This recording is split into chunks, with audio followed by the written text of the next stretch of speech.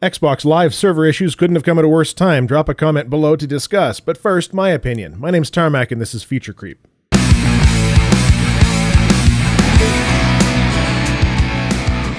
Just in case you haven't heard, I'll recap the last week or so in game industry drama. Adam Orth, a creative director for Microsoft, got into a Twitter battle with a few people, one of whom works for BioWare. This was later termed trolling, but here's a synopsis.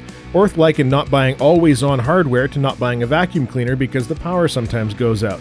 He threw the deal with it meme around, and when asked about customers living in places with shoddy internet, said why would anyone live there? The tirade got him fired. Well, actually, we don't know whether he was fired or resigned, but that's just dancing with semantics. Someone losing their job isn't anything to celebrate, but anyone acting surprised is only acting.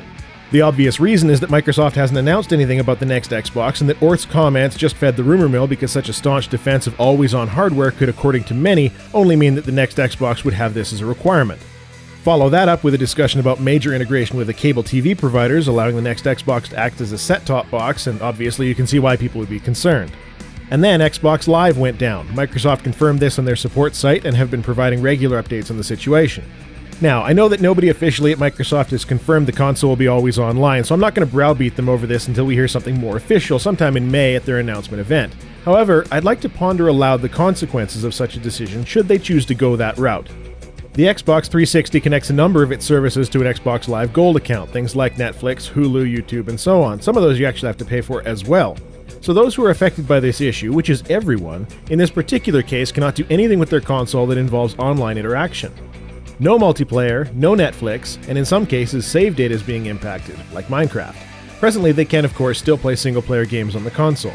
All of this becomes exceedingly amusing when you start to look at the living room concept of the next Xbox having an HDMI in port and acting as your cable set-top box. It becomes the go-to device for everything in the living room by that design. If, however, such a console were to require an always-on internet connection and the server was down, it becomes a brick. One could only hope that it wouldn't have to be online to display basic cable TV. Streaming content, MMO-style games, preloading games for launch day, buying games online, social media, leaderboards, video uploading. We know that these wonderful features exist, but you have to ask what the benefit to the customer is when you move away from optional online to online required. My computer retains the majority of what it can do if my connection is disrupted or a single publisher game server goes down. My iPhone doesn't cease to be a music player if the Rogers network is having issues. Those who own an Xbox 360 can still play most of their games right now, even though the Xbox Live server is down. When you move to an online required system, though, all of that goes out the window. And even up until now, not a single person that I've seen has put down anything of value that will make online required more appealing to the consumer than optional online. We're used to Steam checking occasionally to see if our games are legit, and that's fine. We're used to the Xbox doing the same thing. But to pause our game because the server hiccuped is a totally different box of frogs.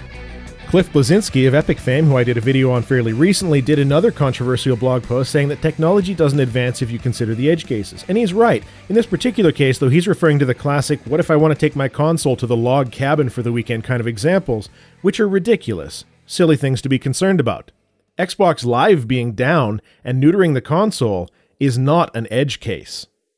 Is there anyone watching that can play devil's advocate for me? I'd love to hear of any examples of features that online required brings to the table that online optional does not. I'm going to go vacuum.